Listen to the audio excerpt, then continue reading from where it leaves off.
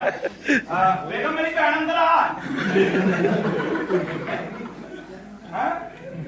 लो पड़ गया ना लफड़। अब तो अंदर ना रक्षा ना फर्क नहीं होया। सुधरी ना टैटी मार के कर रही थी और कह रहे हैं आई नहीं।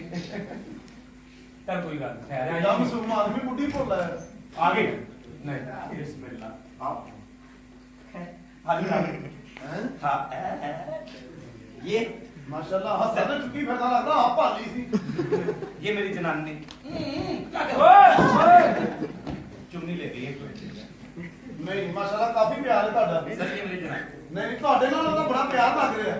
ਤੁਹਾਡੇ ਤੋਂ ਇਲਾਵਾ ਨਜ਼ਰ ਹੀ ਕਿਸੇ ਨੂੰ ਨਹੀਂ ਆ ਰਹੀ। लंदन जाके छींचड़े खा रहा है। मैं कहा लंदन आके छींचड़े खा रहा है, कहता कुत्ते के वीजे पे आया हूँ।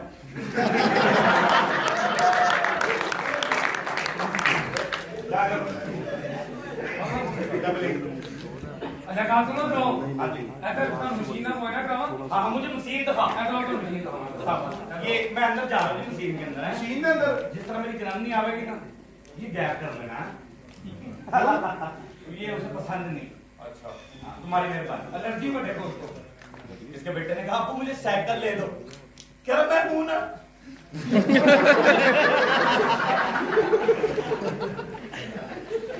मैं तो ये कहा कि मशीन ना काम कर रहा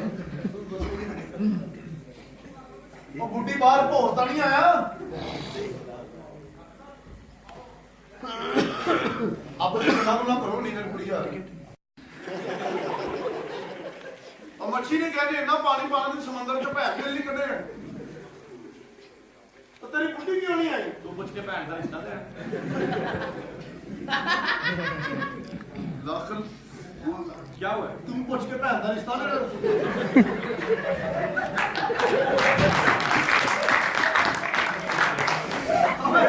हंस क्यों रहा है? तू पूछ के भैन का रिश्ता दे।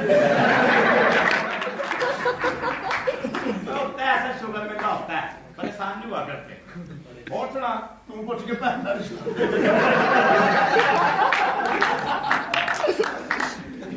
दौर ही ऐसा दौड़ बड़ा दौड़ का भी पता लग रहा है कैसा आ गया है। तू पता करके भैन का रिश्ता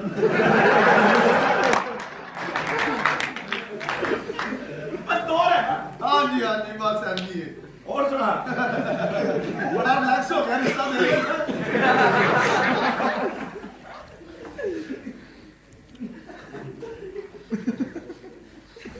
आजा आप ही आ जाएगी।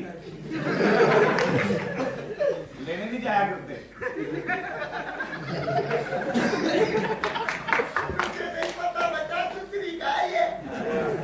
अच्छा इनके सुत्ते भी बोलते रहते मोटरसाइकिल अंदर कर दो मोटरसाइकिल अंदर कर दो।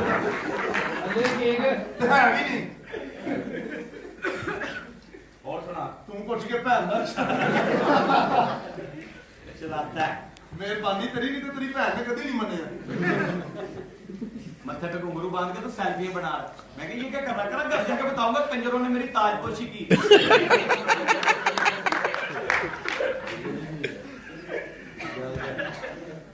बार्डर तो तार चोरी करता फड़ा गया फटी कहना किधर कहना माफी चाहना मैं समझा सुलह हो गई।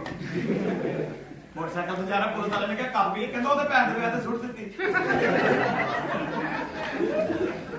ये भी मोटरसाइकिल से जा रहा पुलिस वाला कहने कागज खा के ना ले चुके ही नहीं।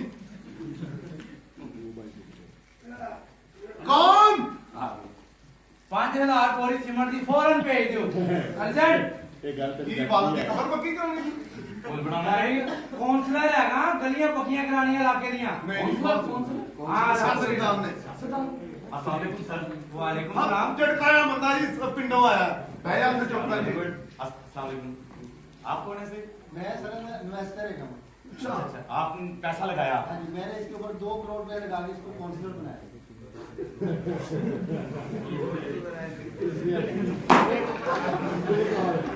के बच्चे काउंसलर तो 5000 में बन जाता है। तूने 2 करोड़ क्यों लगाया? सर हर काउंसलर 5000 की बने बाकी दी बीमारी के लगे। मैंने समझा आप समझा ला तू फसा अनु समझा आपको साले तो सी पी के एक मिनट यार बाल ठीक कर दो। पैसा लगा हुआ उसका 2 करोड़। भाई मेरा इन्वेस्टर अस्सलाम वालेकुम जी। अस्सलाम ਵਾਲੇਕੁਮ ਸਲਾਮ ਹੋ ਗਈ ਸਲਾਮ ਹਾਂਜੀ ਹੋ ਗਈ ਬਹਿ ਜਾ ਟਟਕਾਇਆ ਬੰਦਾ ਸਿਆਸਤਦਾਨ ਸਾਹਿਬ ਹੋਰ ਸੁਣਾਓ ਕੀ ਤਬੀਅਤ ਹੈ ਕੀ ਜੀ ਕਰਨੀਆਂ ਪਰੇਸ਼ਾਨੀਆਂ ਟੈਨਸ਼ਨਾਂ अस्सलाम वालेकुम सर ओ वालेकुम सलाम कौन है अब यार मिल तो लिया एक बारी आपका पैसा लगा हुआ ना